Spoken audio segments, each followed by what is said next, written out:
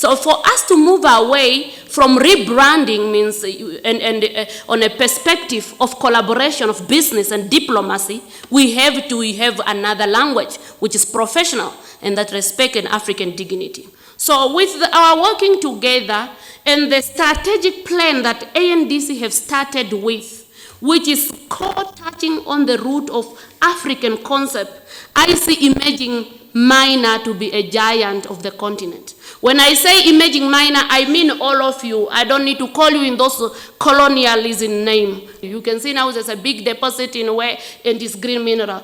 If we are not owning it by licensing, you will not able to tell a foreigner do value addition on this mineral. And it has been a failure for all these years on all other minerals that no, we are this. If you don't own it like Lady Tekla, 100,000 hectares.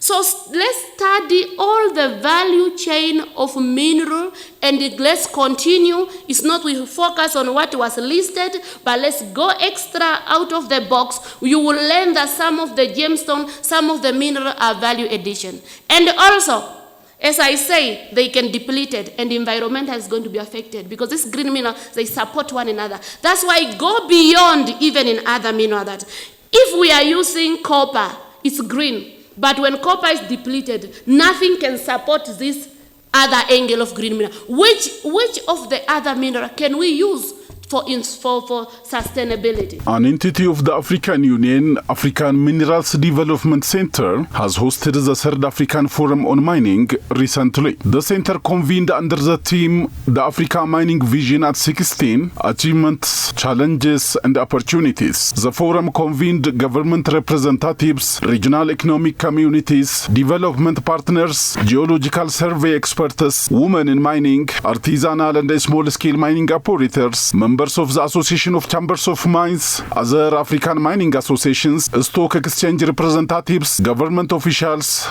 private sector leaders, academia, civil society, and key stakeholders in the African mining industry from 19th of March until 21st of the same month of 2025. This conference is aimed at, promoting the African mining vision, which has been in vogue for the past 16 years, to take stock and to see what has been done. Africa has a lot of minerals. Africa is endowed with a lot of minerals, which we produce over the years, but it has not taken Africa forward, because a lot of the capital that we raise in mining in Africa, is from outside. The outside stocks, they support mining in Africa. But key about African mining is the small scale and artisanal mining. We call it artisanal and small scale miners. They produce a lot of minerals in Africa, but they are not regulated, they are not funded, they can be problematic, they can be, they can destroy the environment. And so the African mining vision has the objective of promoting artisanal and small scale mining. The key deficiencies that I've mentioned is funding. They don't have funding. And so the African Minerals Development Center, the AMDC, has developed policy documents which talks about the classification of African energy and resources. The aim of the African mining vision is to support mining in Africa with new technologies, with funding, and then move it forward. And so Africans can benefit from the minerals they mine. So the issue is non-regulation. Many of the mining companies, the big ones, are regulated, but the small-scale miners who employ a large part of our population are not regulated. And there's the need to regulate. This is the effort that the African Mining Vision is trying to do. African Minerals Development Center is trying to do. Many national institutions have framework for mining, but largely not regulated. And it's only through regulation and coordination that these things can be done. And the problem also is illegal miners. They are a problem for many governments, and all governments are trying to coordinate them and bring them to, under one regulation for the various nationals, to make sure that they follow regulation. We know largely where all minerals are, But as you mentioned, gemstones, they need to be processed. We have to add value. We have to process our minerals. And then that is where we can get more money. And some of the companies are doing that, but they still need funding. And that's, I come back to our initial discussion, that these things need funding. Most of the things you see now, what I'm wearing is African, but we need to add value to the minerals. We export it as raw, and so we don't gain that much. And so that's the whole issue. Adding value, it's another part of the vision. That is it, because they make the regulations. The government, there's policies of governments, that drive development, and financiers come into it. If the countries are not enabling, funders cannot fund projects, but processing and supporting small-scale people, I'm sure, will move Africa forward. Wherever you have minerals, there's always conflict because it brings money. Money is a source of conflict, and we should live away from that, because we get the financiers from outside Africa, mostly from outside Africa, and it brings a lot of conflict, but it's just Africa is so divided, Africa is divided. And government should make sure that these things don't bring conflict, but we should bring it to the minimum. I think it's a success. It brought out many professionals from diverse backgrounds. Women were in there, youth were in there, miners were in there, geoscientists were in there, and policymakers were also in there. I hope they will take this back and everybody will implement it. And so we take the African mining vision forward. It's a social dimension of the African mining vision that has actually been an impediment to the implementation of the vision across Africa. Continue again to impede the internalization of environmental and climate action, particularly within the implementation of African mining vision. And it's so clear, even within the laws that are actually formulated in most governments. It's so clear in terms of how the laws are implemented. It's also so clear in terms of the environmental neglects that happen as, again, licenses are being granted and mining action is being undertaken.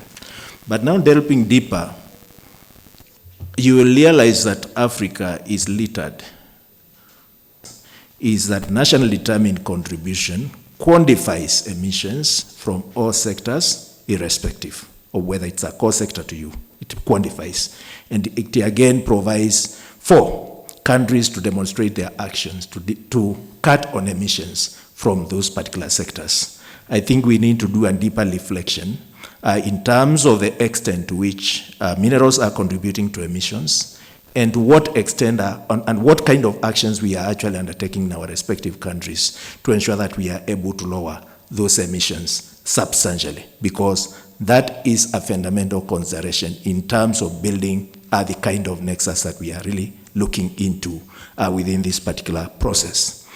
I like the discussion around artisanal miners, and the linkage there is also quite strong. Despite, of course, the polluting elements, there is also the facilitation element with technologies.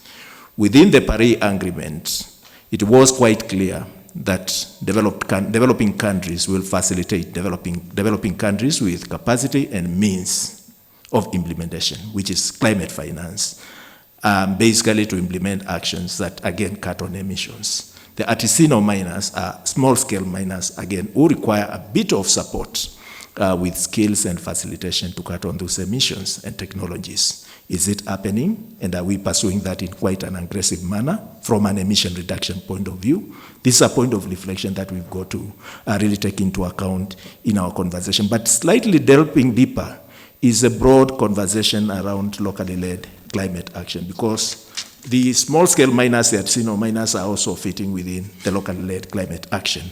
And we must begin to ask fundamental questions in terms of, are we fundamentally connecting the mining action with, again, locally led climate action. Locally led climate action in terms of control of the value chain, but also control of the energy sector. Because again, energy sector, clean sources of energy, which is also powered with our minerals, is quite a fundamental within this Nexus conversation.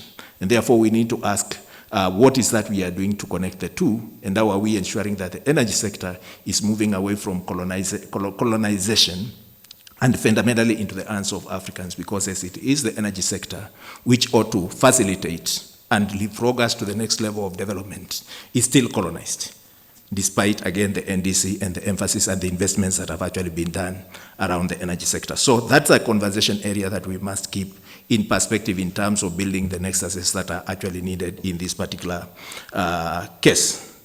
But looking at all this and beginning to connect it much more broadly is then to begin to look at whether and the extent to which mining has actually contributed to more sustainable development in the continent of Africa. Because climate change discourse is also looking at the sustainable development agenda.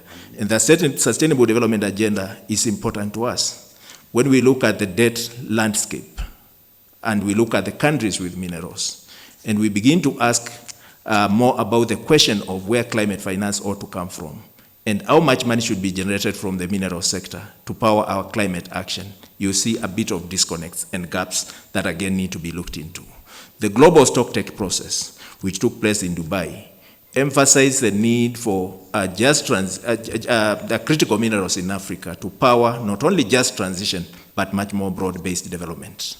That broad-based development must be demonstrated in terms of how minerals are being tapped onto and how they are again being used, and the proceeds from the minerals in terms of building socially and economically resilient societies. An entity of the African Union, African Minerals Development Center, has hosted the Third African Forum on Mining recently. The center convened under the theme, The Africa Mining Vision at 16, Achievements, Challenges and Opportunities. The forum convened government representatives, regional economic communities, development partners, geological survey experts, women in mining, artisanal and small-scale mining operators, members of the Association of Chambers of Mines, other African mining associations, stock exchange representatives, government officials, private sector leaders, academia, civil society, and key stakeholders in the African mining industry from 19th of March until 21st of the same month of 2025.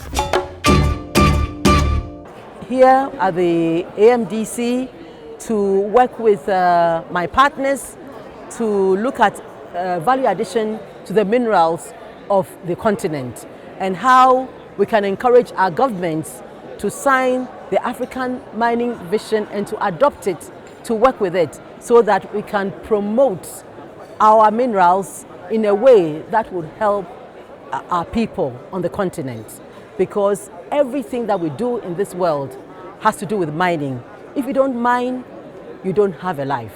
You need mining to be able to have a car, have a fridge, have a telephone, have a house. You need to mine. And that is how important mining is to the whole world. Talking about how to improve and work together as Africans for the continent. Well, unfortunately for Africa, we have allowed all our minerals to be taken out on the raw state. This is the time when we have to process our minerals and add value within the continent.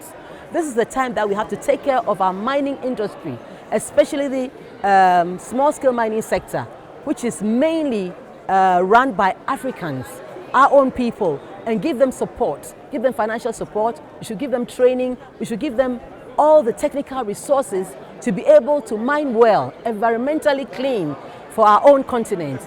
Because wherever you go, where you see small-scale mining, is being done without environmental restrictions. They just do what they can, which is wrong. We should be interested and make sure that we clean up our environment for our future.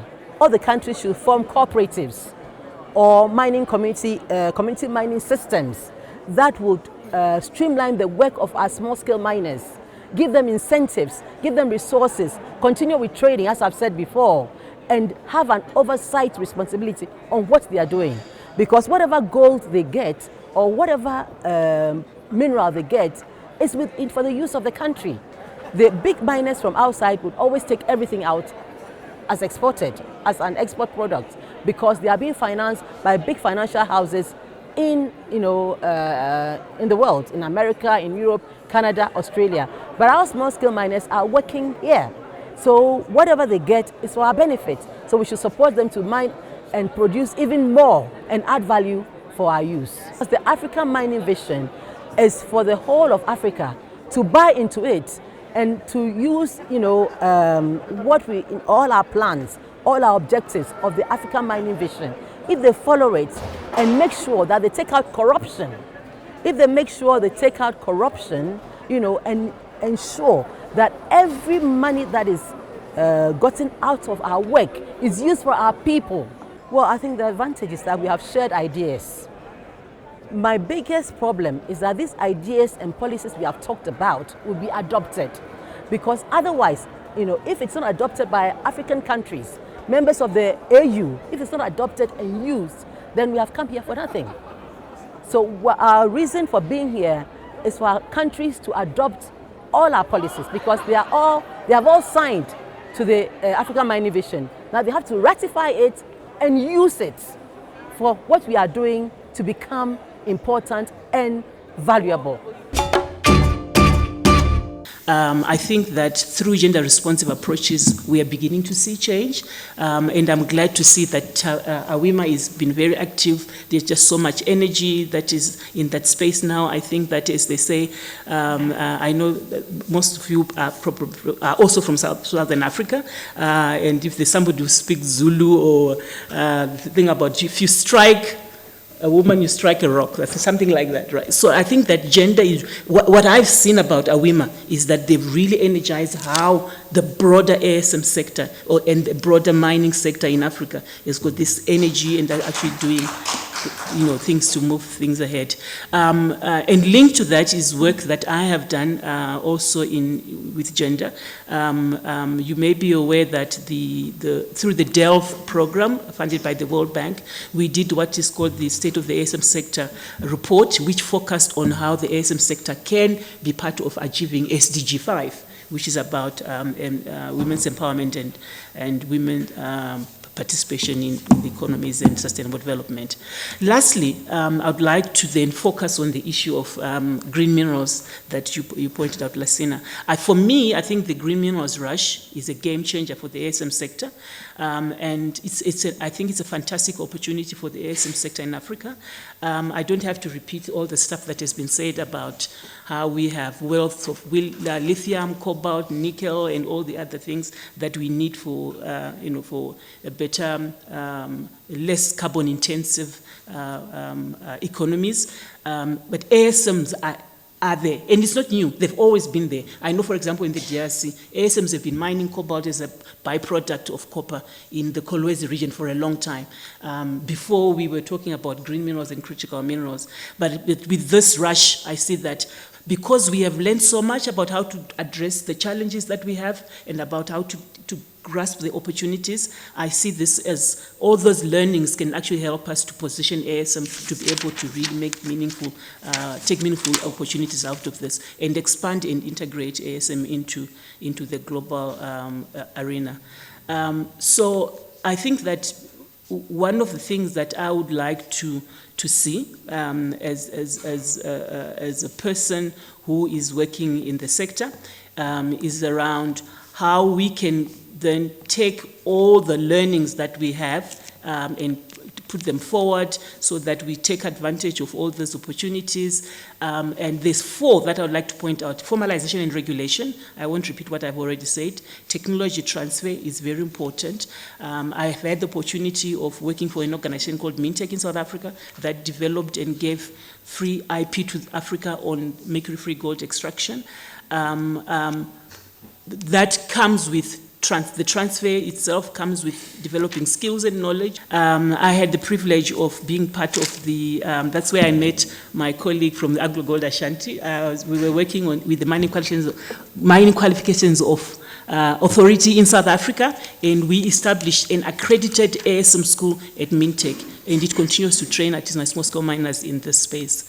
Financial inclusion is one that I would like to focus on. I had the privilege of collaborating with the African Development Bank, because financial inclusion is and access to finance is a big issue that we need to address if the ASM sector is going to take advantage of the green minerals rush. The African Development Bank supported the development of an innovative financial inclusion framework for Liberia, and the goal there was to create a financial ecosystem that provides miners with capital and training and accessing financial services so that they are enabled to transition into the formal economy. Lastly, the other point that I wanted to make was gender, which I've already alluded to, and the fantastic work that is being done by AWIMA on the continent, and I think that needs to remain part of our focus. So in conclusion, I think ASM in Africa stands at a crossroads. The global demand for green minerals really presents a unique and transformative opportunity for the sector that I love and like to work in, for modernization, for integration into the global mining supply chains, and drawing on the lessons that we're all discussing today. I really think that ASM is going to be well positioned to take advantage of this and make a success of the green economy. The forum was convened in Addis Ababa of Ethiopia, the African Union Commission headquarters. The African Mining Vision, adopted by the African Union Heads of State in 2009, serves as Africa's blueprint for resource-based industrialization and sustainable economic development. It aims to transform the continent's vast mineral wealth into a driver for inclusive growth, environmental sustainability, and economic diversification, shifting focus from raw resource extraction to value-added benefication and industrialization. As 2025 marks 16 years since African Mining Vision's adoption, this milestone presents an opportunity to evaluate progress made by the African Minerals Development Center, the institution leading African Minerals Vision implementation. The global shift towards decarbonized energy systems has increased demand for critical minerals such as lithium, cobalt, graphite, rare earth elements, and copper, presenting Africa with a strategic opportunity in the green minerals value chain. However, challenges remain in local benefication, economic linkages, and industrial development. The African Green Minerals Strategy seeks to harness green minerals to drive industrialization, job creation, and sustainable economic growth. Where we add value to women mine gemstones from Tanzania, Kenya, Malawi, Zambia, and Nigeria. So we do exclusive pieces of jewelry from locally mined gemstones and gold. So the mining sector in Africa is full of opportunities. I wouldn't like to call the challenges off, because every challenge is an opportunity. For instance, Africa is struggling with unemployment, but the artisanal and small-scale subsector in the mining sector is the largest employer in the mining sector. And there are a lot of opportunities there, from the mining side of it, mining the mineral, the exploration, from the service providing of tools, equipments, and compounds that are needed for exploration, to the value addition part of it, be it polishing, be it cutting, be it designing, be it marketing those services along that side. But there's also other sub-services, professional services that are needed in the sector. Lawyers, accountants, all those are connected into the same mining sector. So these are the opportunities that are there. Yes, these opportunities counteract the challenges that is there. For instance, access to finance, access to market, access to technology and innovation, information. But all these challenges can come out as opportunities for youth and women in the continent to tackle those challenges. Okay. So when we talk about the shift that we need in Africa, it needs a 360 dimension approach. It's not just one end. So that's why having the policymaker, having the governments here, having the stakeholders, different stakeholders here, having the artisanal and small scale miners here, having the large companies here, all that sphere, having the value addition people, service provider, all that scope, it helps them to come out with solutions that are tangible and practical on the ground. So conferences like this are very much needed in the continent, and bringing all multi-stakeholders into such arena gives more practical solution for what challenges Africa is facing in the mining sector. You call them informal, unorganized and all that, but let's look at this from two dimensions. There are informal, unorganized, but how are our systems? Do our systems facilitate them to be organized? If yes, where is the glitch? So it's a two-way thing. It's not just a one-way thing. So that's, but also, formalization has worked in some countries in Africa. For instance, in my country, in Tanzania, the government looked at the formalization part of it in 360 degree, as I've said. One, yes, you put easy strategies or easy ways for the miners to have access to mineral rights. That's one. But you don't stop there. You don't stop there. For it to work, you have to have counteractive measures such as access to market. So they provided markets, red markets for the gemstone or whatever minerals that they mine. But you don't stop there. You provide areas, segregated areas for at some small scale miners where they can mine and get substantial amounts. So these areas are designated. They have a geological survey. They know they'll get something here. They're not just wasting time. So the approach for formalization has to be 360. Otherwise, we're just marching forward and backwards. But another thing is looking at formalization from the miner's perspective, not from the government perspective. So if we look at from the miner's perspective, the only thing that we get is why should the miners formalize? It has to be clear. Why should they formalize? What advantage is there? Otherwise, they'll think if I formalize, it means I'll pay more taxes, means I'll get less for me. Then why do I formalize? But if we take it into the mindset of the miners or the community on the ground, then they'll look at formalization as commercialization, means access to market and more money. So it's a two-way thing that we need to look at it for us to really get it in a good space and having it work. With that, what I would say is mining is a very peculiar sector. You remove, nothing comes back where you have removed it. So these challenges are there, but there are methods, there are ways to counteract them. There are sustainable methods that people can use and all that. There are sustainable framework that the government can put and all that. But also, apart from that, there is a capacity building. Talking to the people who are talking to the people who are really doing these things, educate them, inform them on what they need to do.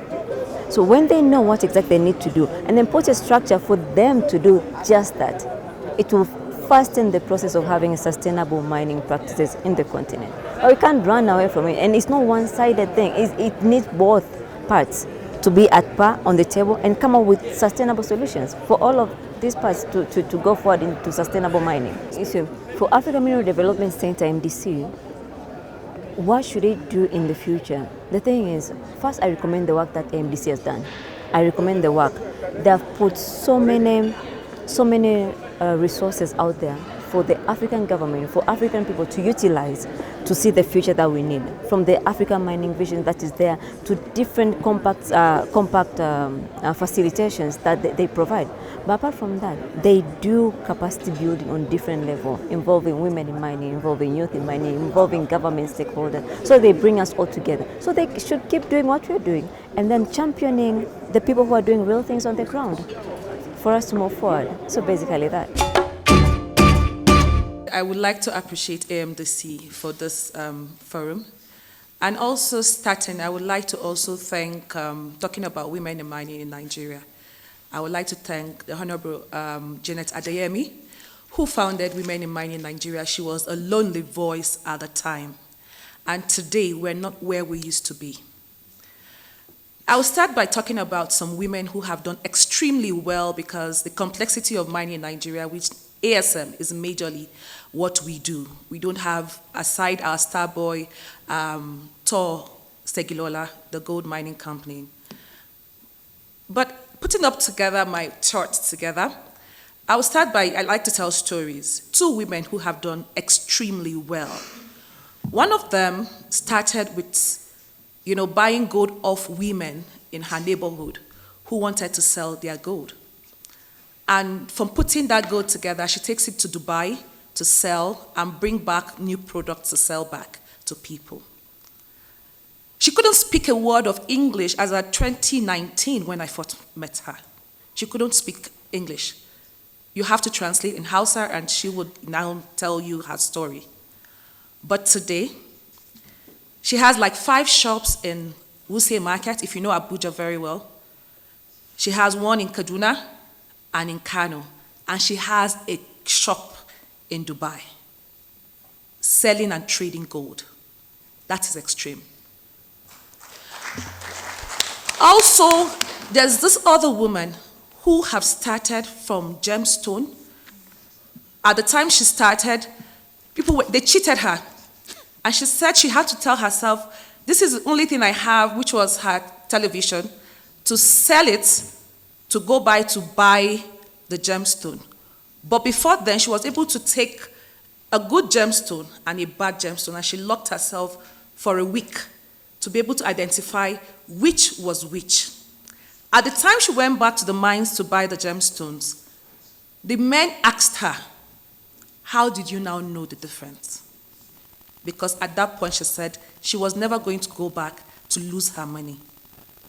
Today, she's not just a gemstone trader, a miner. She has licenses, both of them, that I spoke about. She was also recognized as Friends of Thailand, an ASM miner, a woman. Women are most vulnerable across the whole chain.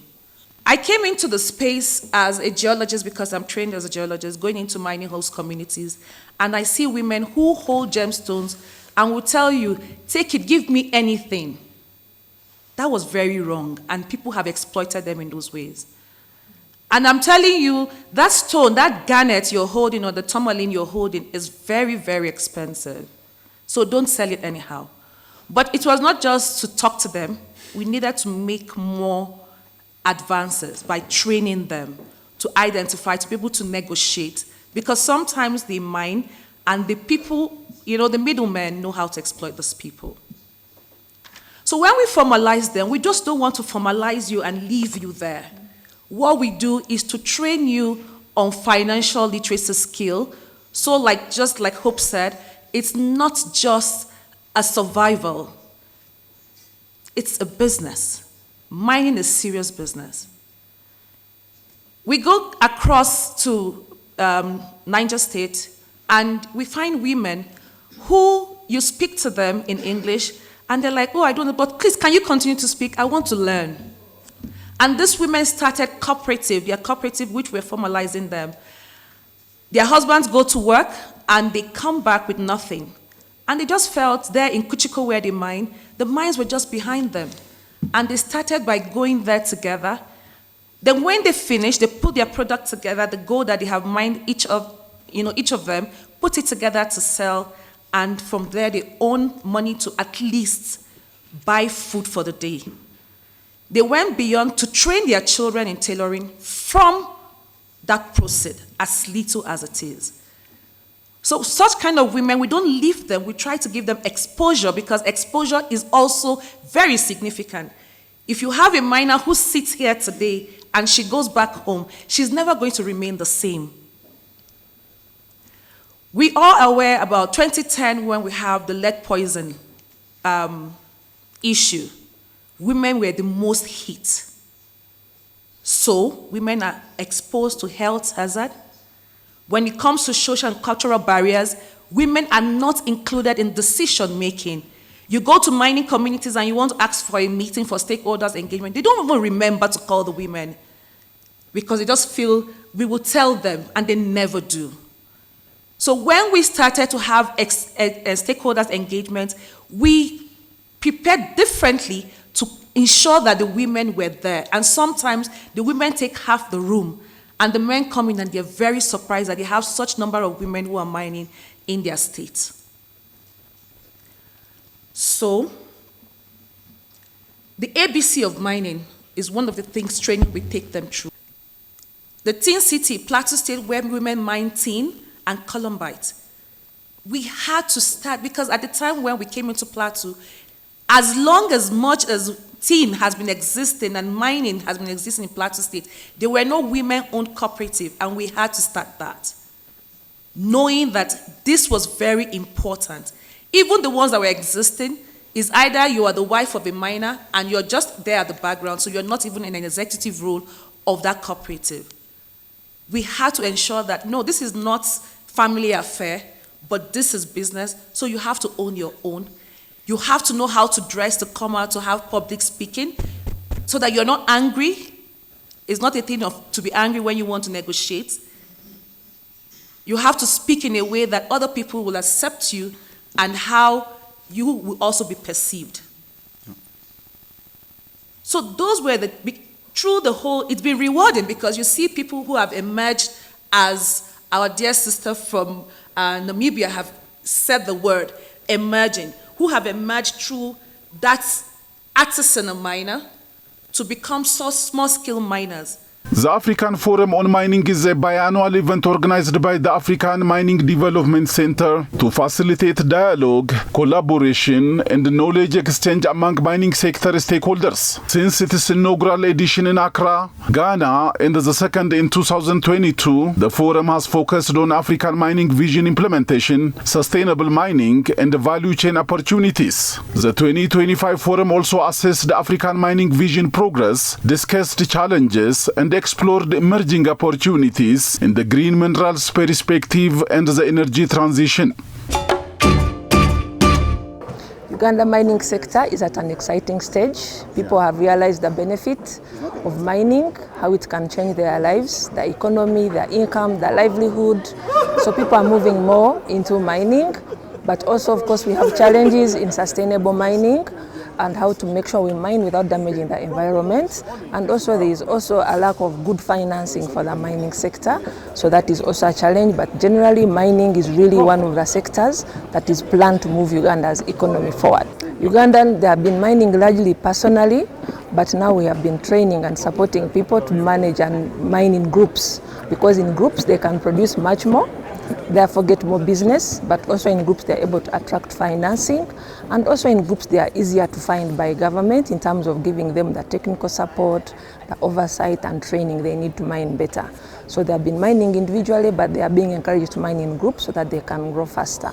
This forum has been very good in terms of the solutions that we need to deploy to make sure that mining contributes to Uganda's development, but also for Africa. So my expectation is that everyone going back home within their spaces, whether it's in government, in the private sector or development partners, we can start somewhere to implement some of the very good suggestions around sustainable mining to make sure that mining really contributes meaningfully to our development. The Africa Mining Vision, adopted by African Union heads of state in 2009, stands as Africa's blueprint for resource-based industrialization and development. It seeks to reposition the continent's abundant mineral wealth as a driver of broad-based and sustainable socio-economic development. At its core, the African Minerals Vision emphasizes equitable benefit sharing, environmental sustainability, and economic diversification, steering away from the historical paradigm of mere resource extraction.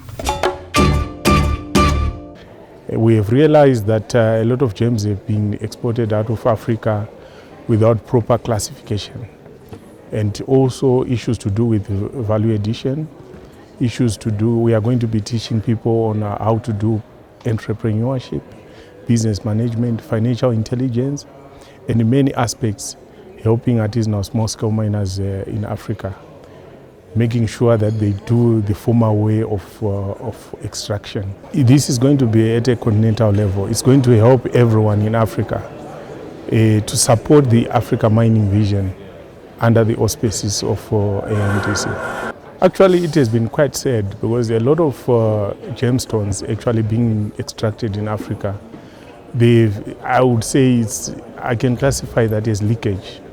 They have been going out without proper identification, proper way of taking them out.